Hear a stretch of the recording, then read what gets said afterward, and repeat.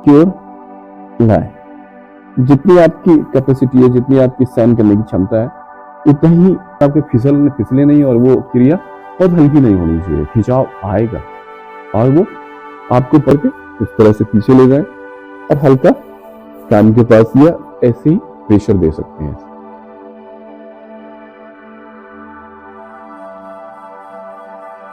नमस्कार, मैं योगाचार्य जी Rawat.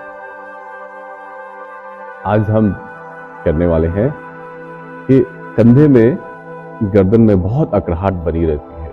Cervical spondylitis है या फ्रोजन शोल्डर है, या जब आप मॉर्निंग में उठते हैं तो बड़ी स्टेपनेस रहती है, बहुत अकड़ाहट रहती है आपकी गर्दन में, या थोड़ी सी स्ट्रेस आ गया तब भी, खिंचाव दबाव के कारण से आ गया हो, बहुत बॉडी स्टेप रहती है। खासकर ये वाले पार्ट के लिए ये बहुत अच्छा है। ठीक है कि गर्दन, शोल्डर और आपके स्पाइन का मिडिल वाला जो एरिया है, इसमें बहुत अच्छा खिंचाव मिलता है और बहुत रिलैक्स आता है इन सब समस्याओं की। आपकी गर्दन की समस्या हो, सर्वाइकल हो, या कंधों में बहुत अकड़ाहट हो, या हमारी लाइफ स्टाइल के कारण से दिक्कत आ रही हो, या वात पित्त कफ अनियमित हो जाए तो भी, या वात प्रॉब्लम हो तो भी हमारी बॉडी में बहुत सारी अकड़ाहट बनी रहती है। ठीक है, तो उसके लिए हम एक एक्टिविटीज करेंगे। एक छोटा सा है, आसन तो नहीं कहेंगे, क्रिया ही समझ लीजिए।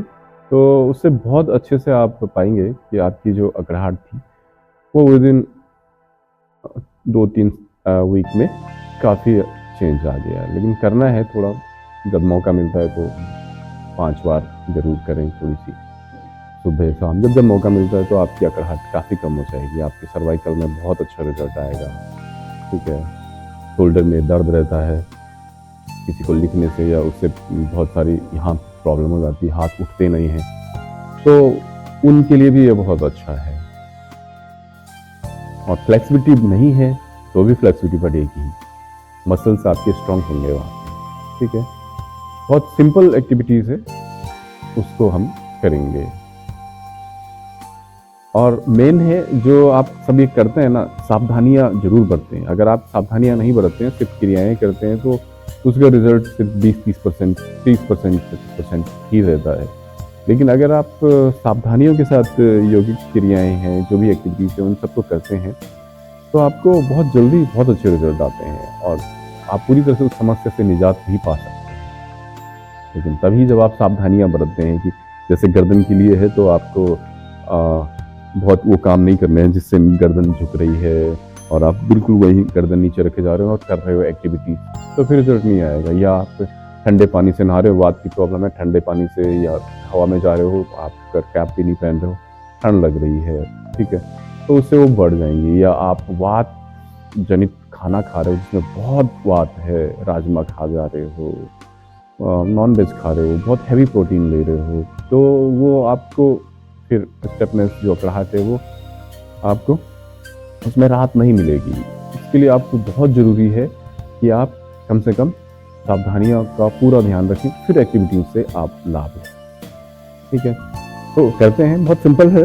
इस तरह से अपने पाँव को खोलिएगा 2-2.5 फीट तक जितना खोल सकते हैं, 2 फीट 2.5 फीट काफ़ी है। ठीक है, फिर अपनी हाथ को इस तरह से थाइस पे रखिए। ठीक है, थाइस पे रखने के बाद जैसे रखा, कंफर्टेबल हो गए, अब धीरे धीरे से अपने राइट या लेफ्ट से किसी भी तरह से कोहनी को अंदर की ओर लीजिए, इस तरह से। फिर दूसरी को अब धीरे धीरे से क्या करें, जब इस तरह से आ जाए कंफर्ट जोन में, आप धीरे धीरे से हल्का सा प्रेशर आप घुटनों से देना शुरू करें ऐसे। ठीक है, आप गर्दन को हल्का सा नीचे भी रख सकते हैं ऐसे, और इस तरह से अंदर की ओर लाए। जितनी आपकी कैपेसिटी है, जितनी आपकी सहन करने की क्षमता है, उतना ही कोशिश करिएगा। बहुत ज्यादा प्रेशर मत दीजिएगा शुरू में। जैसे से आपको 5, 7, 10 दिन हो जाए तो धीरे धीरे उसको बढ़ाइएगा, लेकिन शुरू में हल्का करिएगा। ठीक है, और ध्यान रखिए कि जो आप हाथ रखें वो थाइस पे ऐसे रखें कि आप इसको, ये हाथ आपके फिसले नहीं और वो क्रिया बहुत हल्की नहीं होनी चाहिए। खिंचाव आएगा और वो आपको पता चलेगा कि कुछ ही दिन में आपको बड़ा चेंज नजर आया गर्दन में और कमर में। ठीक है, जो अकड़ाहट थी उसमें, बस रखना इस तरह से है। फिर दूसरा, फिर हल्का सा गर्दन को नीचे की ओर, और फिर इस तरह से, फिर धीरे धीरे से छोड़ देना। तो ऐसे 3 से 5 10 बार आप कर सकते हैं। ज्यादा समस्या बड़ी हुई है तो 2-3 बार दिन भर में करें, क्योंकि कोई ऐसा नुकसान तो है नहीं। कोशिश रखनी है कि खाना बहुत कम खाएं। ऐसा नहीं कि पेट बहुत भरा हुआ है और आप एक्टिविटीज करने हैं, उससे दिक्कत हो जाती है। तो खाना कम करके आप जैसे हल्का फुल्का अगर खा रखा है तो कर सकते हैं, 2-3 बार करिए दिन भर में। आपको बड़ी राहत मिलती है इन छोटी छोटी क्रियाओं से, खासकर सर्वाइकल है, स्टेपनेस है, इनमें बहुत आपको रिलैक्स मिलेगा। ठीक है, फिर इसको रिलैक्स छोड़ देंगे आराम से ऐसे करने के बाद। और कोशिश करें उसके बाद कि हल्का सा दोनों फिंगर लॉक करके इस तरह से पीछे ले जाएं और हल्का कान के पास या ऐसे ही प्रेशर दे सकते हैं।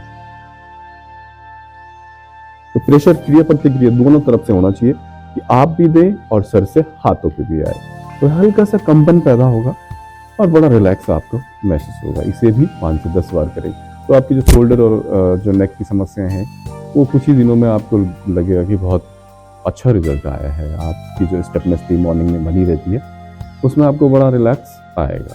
ठीक है, वो करने के बाद पीछे कर लिया। और भी नेक की बहुत सारी एक्सरसाइज हैं, मैंने एक दूसरे वीडियो में दिया हुआ है, या कभी फिर से फुर्सत मिले मैं फिर से एक और नेक पे, सर्वाइकल पे, शोल्डर पे और बढ़िया सा वीडियो बनाएगा। ओके, नमस्कार।